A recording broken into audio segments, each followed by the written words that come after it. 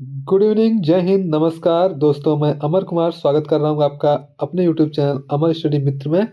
तो दोस्तों, हम लोग जीएस सुधा बुक का रिवीजन कर रहे थे और हम लोग स्टार्ट किए थे बायोलॉजी। बायोलॉजी में आज हमारा जो है ये प्रकाश संश्लेषण वाले टॉपिक पर हम लोग चर्चा करेंगे। काफ़ी ज़्यादा इम्पॉर्टेंट है और आप लोगों को पता भी होगा कि जैसे कि ग्रुप डी का एग्ज़ाम डेट भी आ गया है। जो लोग ग्रुप डी का तैयारी करते होंगे वो लोग समझ सकते हैं कि कितना अच्छा खासा वेटेज साइंस का पूछा जाता है ग्रुप डी में। तो उसके लिए आप लोग जो है इस बुक को पूरा रीड कर सकते हैं हमारे साथ। हम इस बुक को रिवीजन करा रहे हैं, पूरा पढ़ रहे हैं, आप लोग को पढ़ा रहे हैं, साथ में चर्चा विश्लेषण हम लोग करते हुए चल रहे हैं।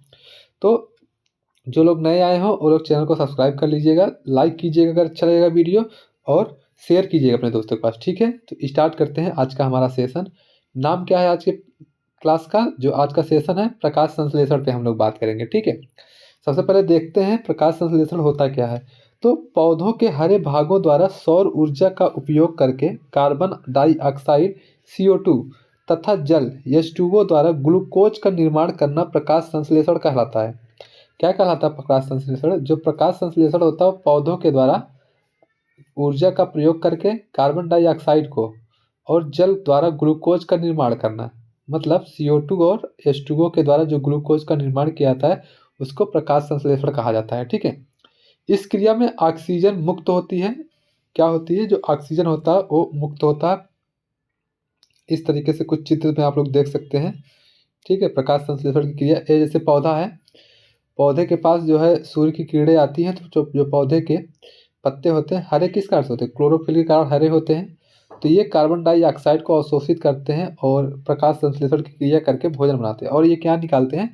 भोजन में क्या? ग्लूकोज बनाते हैं। और ये क्या रिलीज करते हैं? तो ऑक्सीजन ये लोग रिलीज करते हैं। ठीक है, आगे देखते हैं आगे और क्या चीज़ है। यह एक जैव रासायनिक अभिक्रिया है। कैसी अभिक्रिया है ये? जैव रासायनिक अभिक्रिया है। इस प्रक्रिया में सूर्य के प्रकाश की विकिरण ऊर्जा कार्बोहाइड्रेट रूप में संचित हो जाती है। इसमें प्रयुक्त कार्बन डाइऑक्साइड से कार्बन का स्वांगीकरण होता है। अतः इस क्रिया को कार्बन स्वांगीकरण भी कहते हैं। क्या कहते हैं? कार्बन स्वांगीकरण भी कहते हैं इस क्रिया को। प्रकाश संश्लेषण क्रिया को कार्बन स्वांगीकरण भी कहा जाता है। ठीक है, याद रखिएगा। कैसे होता है? तो 6CO2 + 12H2O ये प्रकाश के सूर्य के रोशनी में क्लोरोफिल की उपस्थिति में क्या होता है? ग्लूकोज का निर्माण करता है। C6H12O6 + 6H2O पानी निकलता है और 6O2 ऑक्सीजन का रिलीज करता है। ठीक है, इस तरीके से कुछ क्रिया होती है। इसमें और क्या दिया गया? जो प्रकाश संश्लेषण में विकिरण ऊर्जा है यह रासायनिक ऊर्जा में परिवर्तित होती है। विकिरण ऊर्जा किसमें परिवर्तित होती है? तो विकिरण ऊर्जा जो है ये रासायनिक ऊर्जा में परिवर्तित होती है। वहीं कृत्रिम प्रकाश में भी प्रकाश संश्लेषण की क्रिया हो सकती है। सूर्य के प्रकाश में नहीं, कृत्रिम प्रकाश में। ठीक है, सूर्य के प्रकाश में तो होता ही है प्रकाश संश्लेषण। तो अगर कृत्रिम प्रकाश की बात करें तो उसमें भी प्रकाश संश्लेषण की क्रिया की जा सकती है, प्रकाश संश्लेषण की क्रिया हो सकती है। प्रकाश संश्लेषण में लाल रंग सर्वाधिक प्रभावकारी है। पराबैंगनी क्षति से पादपों की रक्षा करने वाला वर्ण कैरोटीनाइड क्या होता है? जो कैरोटीनाइड होता है, ये जो पराबैंगनी होते हैं, अल्ट्रावायलेट कलर जो होते हैं उनसे जो होता है ये रक्षा करता है कैरोटीनाइड। ठीक है, और आगे क्या है? आगे है पौधे लगभग 1% सौर ऊर्जा को रासायनिक ऊर्जा में परिवर्तित कर पाते हैं। कितना? 1% को। प्रकाश संश्लेषण क्रिया द्वारा ही प्रकाश संश्लेषण क्रिया द्वारा ही संपूर्ण जीव जगत को प्रत्यक्ष या अप्रत्यक्ष रूप से भोजन प्राप्त होता है। किस तरह से? प्रत्यक्ष या अप्रत्यक्ष रूप से संपूर्ण जीव जगत को भोजन किससे प्राप्त होता है? प्रकाश संश्लेषण द्वारा प्राप्त होता है। प्रकाश संश्लेषण में पर्याप्त ऊर्जा स्थितिज ऊर्जा में परिवर्तित होती है। किस में परिवर्तित होती है? प्रकाश ऊर्जा स्थितिज ऊर्जा में परिवर्तित होती है। और आगे देखते हैं प्रकाश संश्लेषण का स्थल। प्रकाश संश्लेषण का स्थल में क्या दिया गया है? इसमें बताया गया है जो प्रकाश संश्लेषण की क्रिया पौधों की पत्तियों में होती है, क्योंकि पत्तियों में पर्णहरित पाया जाता है। क्या पाया जाता है? पर्णहरित। इसी को इंग्लिश में क्लोरोफिल कहते हैं। ठीक है, प्रकाश संश्लेषण की क्रिया पौधों की पत्तियों में होता है और इन्हीं पत्तियों में पर्णहरित पाया जाता है। पत्तियों में संवहन ऊतक होते हैं जिससे जल, पोषण व खनिजों का परिवहन होता है। किसमें? जो पत्तियां होती हैं उनमें जल, पोषण और खनिजों का परिवहन होता है और उसमें संवहन ऊतक पाए जाते हैं। ठीक है, नेक्स्ट बात करते हैं रंध्र। रंध्र रंध्र है स्टोमेटा। रंध्र पत्तियों की सतह पर पाए जाने वाले छोटे छोटे छिद्र होते हैं जिनसे जल वायु का आवागमन होता है। रंध्र से तात्पर्य सीधे सीधे छिद्र से होता है, जो पत्तियों पर छोटे छोटे छिद्र होते हैं, इन्हीं से जो है क्या होता है, जल और वायु जो होता का इनका आवागमन होता रहता है पत्तियों में। ठीक है, नेक्स्ट है हरित लवक, जिसको वर्णक या हरित लवक क्लोरोप्लास्ट। ठीक है, हरे पौधे वातावरण में कार्बन डाइऑक्साइड CO2 तथा मिट्टी से जल H2O ग्रहण करते हैं, जिसका उपयोग हरित लवक के द्वारा किया जाता है। किसके द्वारा किया जाता है? हरित लवक के द्वारा इसका उपयोग किया जाता है। हरित लवक पत्तियों की सतह पर पाया जाता है। हरित लवक में पाए जाने वाले लिक्विड पदार्थ को स्ट्रोमा कहा जाता है। क्या कहा जाता है? स्ट्रोमा। याद रखिएगा, जो हरित लवक में लिक्विड पदार्थ पाया जाता है उसको स्ट्रोमा कहते हैं। हरित लवक के अंदर भोजन का निर्माण होता है, इसे कोशिका का रसोई घर भी कहा जाता है। क्या कहा जाता है? कोशिका का रसोई घर। कोशिका का रसोई घर भी कहा जाता है हरित लवक को। ठीक है, हरित लवक में पर्णहरित नामक वर्णक पाया जाता है। हरित लवक यानी कि क्लोरोप्लास्ट में पर्णहरित यानी कि क्लोरोफिल नामक वर्णक पाया जाता है। ठीक है, आगे बढ़ते हैं।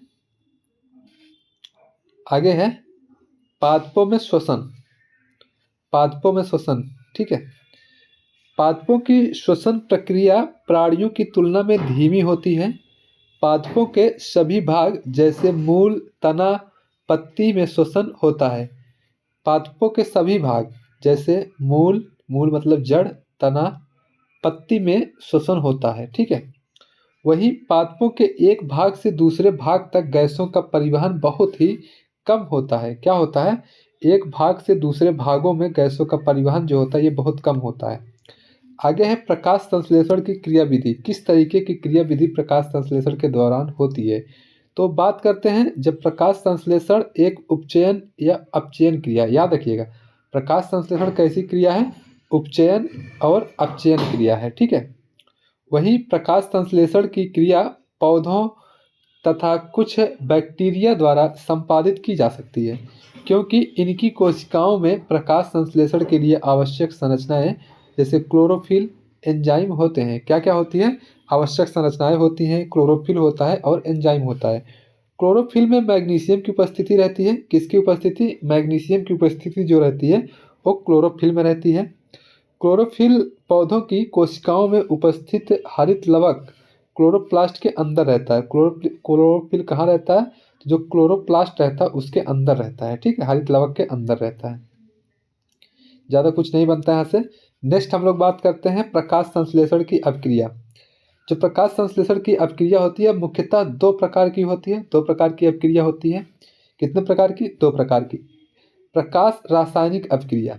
प्रकाश रासायनिक अपक्रिया, इसके बारे में देखते हैं। यह क्रिया हरित लवक के ग्रेना ग्रेना नामक संरचना में होती है। कहाँ होती है? जो हरित लवक का ग्रेना नामक संरचना होता है वह यहाँ पर होती है। ठीक, इसे हिल अपक्रिया भी कहते हैं, क्योंकि प्रकाश संश्लेषण प्रक्रिया का अध्ययन रॉबर्ट हिल नामक वैज्ञानिक ने किया था।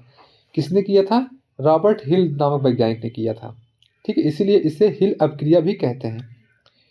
नेक्स्ट है प्रकाश प्रक्रियाओं के लिए सूर्य के प्रकाश की आवश्यकता होती है। क्या होती है? सूर्य की प्रकाश की आवश्यकता होती है। प्रकाश ऊर्जा का उपयोग करके जल को ऑक्सीजन और हाइड्रोजन में भी विभाजित किया जाता है।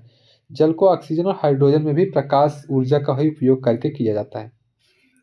ठीक है, इतनी चीज़ समझ में आई होंगी। आगे है रासायनिक प्रकाशहीन अपक्रिया। रासायनिक प्रकाशहीन अपक्रिया में देखते हैं तो इसे ब्लैकमैन, क्या कहते हैं? इसे ब्लैकमैन अपक्रिया भी कहते हैं। इस अपक्रिया में प्रकाश की आवश्यकता नहीं होती है। यह अपक्रिया हरित लवक के स्ट्रोमा में होती है। पेड़ पौधों द्वारा प्रकाश संश्लेषण की क्रिया में ऑक्सीजन उत्पन्न करके वायुमंडल में छोड़ने से वातावरण में CO2 तथा O2 का संतुलन बना रहता है। कहीं न कहीं जो प्रकाश संश्लेषण की क्रिया है ये गैसों के संतुलन को बनाने में भी मदद करता है, जिसके फलस्वरूप यह जो है वायुमंडल में जो CO2 छोड़ता है, इससे O2 और CO2 में यानी कि ऑक्सीजन और कार्बन डाइऑक्साइड में संतुलन बना रहता है। ठीक है, आगे है प्रचुर मात्रा में ऑक्सीजन छोड़ने के कारण ही विषुवत रेखा पर उपस्थित अमेजन के जंगलों को विश्व के फेफड़े की संज्ञा दी जाती है। बाई चांस ये क्वेश्चन बन सकता है कि विश्व के फेफड़े की संज्ञा किस जंगल को दिया जाता है, तो अमेजन के जंगलों को दिया जाता है। ठीक है।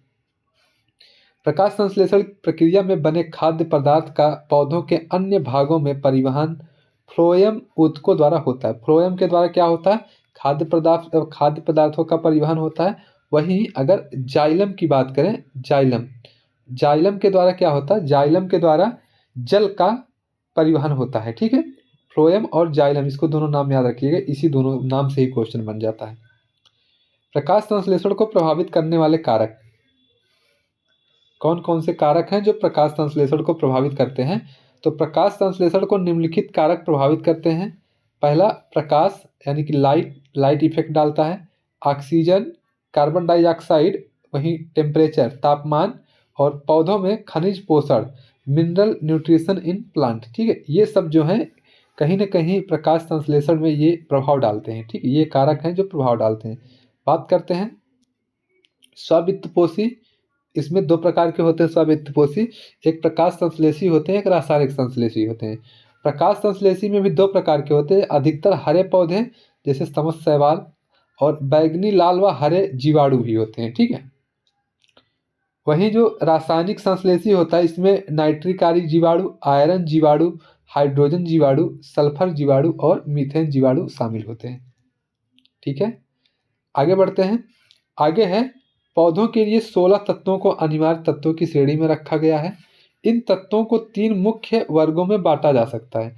कौन कौन से मुख्य वर्ग हैं? तो दीर्घ मात्रिक पोषक तत्व, लघु मात्रिक पोषक तत्व, क्रांतिक तत्व। ठीक है। माइक्रोन्यूट्रिएंट्स और क्रांतिक तत्व ऐसे दिया। एक एक करके देखते हैं। इन पोषक तत्वों की पौधों को अधिक मात्रा में आवश्यकता होती है, जैसे CO, कार्बन, हाइड्रोजन, ऑक्सीजन। ठीक है।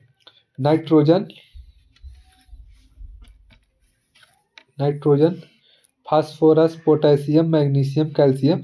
तो जो मैक्रोन्यूट्रिएंट्स होते हैं, इनमें क्या होता है, इनको इन सब की आवश्यकता ज़्यादा होती है, कार्बन की, हाइड्रोजन की, ऑक्सीजन की, nitrogen, phosphorus, potassium, magnesium, calcium, sulphur, इन सब की।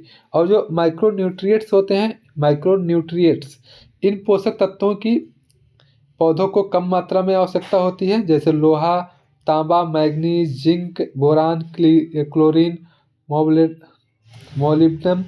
ठीक है। और ये वे पोषक तत्व हैं जिनकी मृदा में सामान्यतः कमी हो जाती है, अतः इन्हें रासायनिक खाद्य के रूप में लिया जाता है। ठीक है। जैसे नाइट्रोजन, फास्फोरस, पोटेशियम। ठीक है भाई, ये चीज़ें थी। नेक्स्ट हम लोग बात करते हैं पादप हार्मोन्स के बारे में। पादप हार्मोन्स, यहाँ तक चीज़ें समझ में आई? क्लियर हो रहा है ना? जो चीज़ें बता रहा हूँ क्लियर हो रहा है? तो पादप हार्मोन्स में बात करें, प्लांट हार्मोन्स में, तो पौधों में निम्न प्रकार के हार्मोन्स पाए जाते हैं। एक ऑक्सिन, पहला नाम है ऑक्सिन। ऑक्सिन हार्मोन्स जो होता है, ऑक्सिन की खोज वर्ष 1880 में डार्विन ने किया था। ठीक है। डार्विन ने सन 1880 में ऑक्सिन की खोज की थी। यह पौधों की वृद्धि को नियंत्रित करता है। क्या करता है? पौधों की वृद्धि को नियंत्रित करता है। बाई चांस ऐसे क्वेश्चन बन सकता है ग्रुप डी में कि पौधों की वृद्धि को नियंत्रित कौन करता है? तो ऑक्सिन करता है। कौन सा हार्मोन? ऑक्सिन। ठीक है। IAA और IBA प्राकृतिक ऑक्सिन यौगिक हैं। 2,4-D और MCPA कृत्रिम ऑक्सिन के उदाहरण हैं। याद रखिएगा, 2,4-D और 2,4-5-T जैसे ऑक्सिन द्विबीजपत्री खरपतवार को नष्ट करते हैं। यह पत्तियों को गिरने से रोकता है और फूल और फलों का विकास करता है। फिर हम लोग बात करते हैं साइटोकाइनिन। साइटोकाइनिन ये भी हार्मोन से पौधों में पाया जाता है। तो साइटोकाइनिन की खोज 1955 में मिलर और उनके सहयोगी द्वारा की गई थी। यह कोशिका विभाजन को प्रोत्साहित करता है। क्या करता है? कोशिका विभाजन को प्रोत्साहित करता है। प्रथम प्राकृतिक साइटोकाइनिन को कच्चे मक्कों के दानों से प्राप्त किया गया, जिसे जिएटिन कहा गया। क्या कहा गया? जिएटिन कहा गया। ये क्या था? ये प्रथम प्राकृतिक साइटोकाइनिन था। ठीक है। आगे है, यह नारियल के दूध में भी पाया जाता है, साइटोकाइनिन नारियल के दूध में भी पाया जाता है। यह जीर्णता को रोकता है, जीर्णता को रोकता है। साइटोकाइनिन जो होता है आरएनए एवं प्रोटीन बनाने में सहायक होता है। क्या होता है? तो आरएनए एवं प्रोटीन बनाने में सहायक होता है साइटोकाइनिन। ठीक है, नेक्स्ट हार्मोन्स की बात करते हैं, जिब्रेलिन। जिब्रेलिन की बात करें तो जिब्रेलिन को वर्ष 1926 में कुरोशोवा में ने चावल के पौधों से प्राप्त किया था। यह बीज की निष्क्रियता को तोड़ता है और बीज के अंकुरण को बढ़ाता है। वहीं GH3 यह जिब्रेलिन है जिसे सबसे पहले शुद्ध अवस्था में अलग किया गया। ठीक है, और क्या है जिब्रेलिन के बारे में? GH3 का उपयोग शराब उद्योग में मॉल्टिंग की गति तीव्र करने और अंधेरे में अंकुरण के लिए किया जाता है। याद रखिएगा, क्या किया जाता है? माल्टिंग की गति तीव्र करने के लिए शराब उद्योग में और अंधेरे में अंकुरण के लिए किया जाता है। एबिसिटिक अम्ल, एबिसिसिक अम्ल, ठीक है। एबिसिसिक अम्ल हार्मोन्स को वर्ष 1963 में एडिकॉट ने कॉटन बाल से पृथक किया था। यह बीज के अंकुरण को रोकता है और सूखे की स्थिति में स्टोमेटा यानी कि रंध्र को आंशिक रूप से बंद कर देता है। क्या कर देता है? स्टोमेटा को बंद कर देता है, रंध्र को बंद कर देता है। सूखा पड़ने पर पत्तियां ABA का निर्माण करती हैं जो पत्ती की जीर्णता को बढ़ाता है। क्या करता है? पत्ती की जीर्णता को बढ़ाता है। ठीक है, एथिलीन। एथिलीन यह एकमात्र गैसीय हार्मोन्स है। कैसा हार्मोन्स है? ये गैसीय हार्मोन्स है, याद रखिएगा मेरे भाई। जो एथिलीन होता है ये पौधों में एक गैसीय हार्मोन्स होता है। यह जरावस्था और विलगन को मुख्यतः पत्तियों और फूलों में बढ़ता है। ठीक है, यह हार्मोन्स फलों को पकने में मदद करता है। एथिलीन जो होता है ये फलों को पकने में मदद करता है। बहुत ही इंपॉर्टेंट पॉइंट है ये वाला। एथिलीन फलों को पकाने में व मादा पुष्पों की संख्या में वृद्धि करता है। यह पुष्पों, फलों व पत्तियों के विगलन को प्रेरित करता है। क्या करता है? विगलन को प्रेरित करता है। नेक्स्ट है ट्राउमेटिन। ट्राउमेटिन यह एक प्रकार का डाइकार्बोक्सिलिक अम्ल है। इसका निर्माण घायल कोशिका में होता है जिससे पौधों के जख्म भर जाते हैं। क्या होता है इससे? इससे पौधों के जख्म भर जाते हैं। क्या नाम है इसका? ट्राउमेटिन। नेक्स्ट क्या है? फ्लोरिंजेस। फ्लोरिंजेस में इसमें क्या होता है? इस हार्मोन्स में इसका निर्माण पत्ती में होता है लेकिन यह फूल खिलाने में मदद करता है, इसलिए इसे फूल खिलाने वाला हार्मोन्स भी कहा जाता है। फूल खिलाने वाला हार्मोन्स क्या होता है? फ्लोरीजेंस। फ्लोरी देखिए इसमें फ्लो आ रहा है, फ्लो से फ्लावर समझ लीजिएगा। ठीक है, फ्लोरीजेंस ये क्या होता है? फूल को खिलाने वाला हार्मोन्स होता है। ठीक है मेरे भाई, नोट में कुछ चीज़ें दी गई हैं। ऑक्सिन, जिब्रेलिन और साइटोकाइनिन कोशिका वृद्धि व कोशिका विभाजन में बढ़ाने में सहायक हैं। वहीं एब्सिसिक अम्ल वृद्धि का विरोध करता है। साइटोकाइनिन स्टोमेटा को खोलने में मदद करता है, वहीं एब्सिसिक अम्ल जो है बंद करता है। ठीक है, समझिए, देखिए क्या कह रहा है। जो ऑक्सिन, जिब्रेलिन और साइटोकाइनिन है ये कोशिका वृद्धि में व विभाजन में बढ़ाने में सहायता करती हैं। वहीं एब्सिसिक जो होता है ये अम्ल वृद्धि को विरोध करता है। और साइटोकाइनिन जो स्टोमेटा को खोलता है यानी कि रंध्रों को खोलता है, तो वहीं एबिसिसिक जो है ये क्या करता है? ये बंद करता है। ठीक है, आई होप इतनी चीज़ें आप लोगों को समझ में आ गई होंगी। ठीक है, अब ये रहा जंतु ऊतक का। जंतु ऊतक को हम लोग कल पढ़ेंगे अच्छे से। इतनी चीज़ें आप लोग को समझ में आ गई होंगी। समझ में आया होगा तो वीडियो को लाइक कर दीजिएगा। ठीक है, शेयर कर दीजिएगा और जो लोग चैनल पर नए आए हों वो लोग चैनल को सब्सक्राइब कर दीजिएगा। ठीक है, और जो लोग यूपी होमगार्ड की तैयारी करना चाहते हैं उन लोगों के लिए एक स्पेशल गिफ्ट है। आप लोगों को मैं बताऊंगा, जल्द ही अनाउंस करूंगा। उन लोगों की तैयारी के लिए बहुत ही काफ़ी अच्छा कंटेंट मैं बना रहा हूं, आप लोगों को दिया जाएगा, नोट्स दिया जाएगा, काफ़ी चीज़ें हैं मैं बताऊँगा। उसके लिए आप लोग निश्चिंत रहिए और आप लोग कमेंट में बताएंगे किस चीज़ की तैयारी करते हैं। ठीक है, मिलेंगे कल, तब तक के लिए बाय बाय, धन्यवाद दोस्तों।